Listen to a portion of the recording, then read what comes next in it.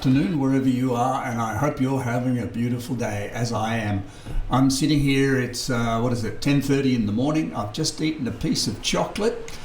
In fact, I've eaten more than a piece. I've eaten a couple of pieces, drinking a cup of coffee, and I'm going to talk to you here about health. I'm going to talk to you specifically about magnetic health, and it's something that I really think we need to take into account when we're talking about success, because we can become caught up in the phobias and the paranoias and the idealisms of health and forget the reality of it. Magnetic health is when your body becomes magnetic to other people, where you become a source of attraction to them. You become the people want to be around you, people want to work with you, people want to share time with you, people are interested in you. Your body can send out those vibes without you speaking a single word. If ever you are in the presence of people who have spent a lot of time on stage, you will feel that energy around them, whether they're on stage or off. I'm going to talk about this topic because I believe a lot of people that I meet and I work with around the world have a distorted sense of what health looks like. They end up stressing and straining themselves more in life by trying to be healthy than the benefits of health that they achieve. And so I think it's really a good opportunity in this lineage of success factors to delve into the concepts of health. I'm going to read something to kick this off. Sound body is a perfect material expression of the universal forces playing into a field. This expression is only secured by absolute harmony with the laws of health. Its physical character is always determined by the psychic character of the arena. In other words, what's going on in the head of a person has a huge impact on what's going on in the body of a person, and its physical value depends on its mental attitude of 1, alertness, 2, internalized energy, what's the self-talk, what's going on inside, 3, a really interesting topic, hopefulness, and magnetic expectancy of will. Now, a magnetic expectancy of will. Think about these words. Magnetic expectancy of will. What does that mean? It means if I apply myself and I really give myself to a vision or a hope or a dream, that I believe that my willpower devoted to that thing will cause it to manifest. So the process of manifestation in this language of health is called magnetic expectancy of will, and it reaches its climax according to one single thing: the motive or the purpose of the individual and their application to life. So let's go through it and begin with the concept. There are estimated to be 100 trillion atoms in every cell of the human body. There are estimated to be 100 trillion cells in the human body. If you ask a scientist how many stars in a galaxy, and if you start to do the math of what's going on out there in the universe, you're going to find, if you treat every single atom as a star, you're going to find a very close correlation to what goes on in the universe in numerical terms and what goes on in the human body in numerical terms. Maybe we are a universe, and maybe we're living in a body we call the universe. Maybe that's just something's body. Think about this very long and deep, because it's powerful. But what's most important in this conversation is to know that every single atom within the human body is dictated and run by electricity. Every single cell is operated by electricity. The nervous system of the human body, which stems from the brain itself, is operated by thought. Every single thought, therefore, has an electrical current which transmits to the body. Disease is disabled electricity. Disease is excess of electricity, in other words, over worrying about something, or too little worry about it, which is sloth. And so trying to get this balance right as where is the right way to be, where your thoughts are causing your body to be in harmony and magnetically attracting what you want. This is the art of health. The one thing that we miss when we talk about health is the idea that the health of the body is, in a sense, a universe, and the atoms which are in our body are electrically driven, are full of power. In other words, an atom, one single atom split in half. Imagine if we could split all the atoms of your body, 100 trillion atoms, and see what happens. It would be the force of 1,000,000 suns. So think it through. Your thoughts are controlling the magnetism of your body. So let's now go through and see what we can do to make ourselves successful, magnetically successful, by using the human body. The first thing, sleep. We underestimate the power of sleep, but a person who has a restful sleep is restoring the body back to its original source.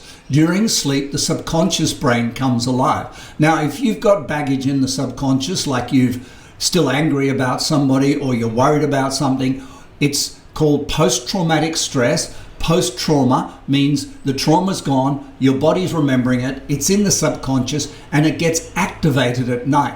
And that's why it's really important with the discard form and the work we do to go back and make sure that your body is recovering at night and your subconscious is at peace with itself. Otherwise, you are carrying post-traumatic stress. Let me give you some examples of post-traumatic stress. Still angry with dad or mum. Still pissed off about your ex. Still uncertain about your future. Still concerned about a sibling or a child that's done something wrong. In other words, your judgments and beliefs about other people are what's in the subconscious brain. And that thing keeps us activated at night. It comes alive. The conscious falls asleep, the subconscious gets awake when we sleep. And if we're not sleeping deeply, it's because the subconscious has got a lot of stuff going on. So there is a process with Innerwealth to massage that subconscious and bring it back in alignment so you have harmony when you sleep. The second one is rest. Rest is something we do during the day. Now, a lot of people have a schedule and a calendar that if I say to them, can I have 5 minutes of your time, or let's catch up on a coaching session, they go, no, I'm back to back all day, I'm back to back all week, I'm back to back.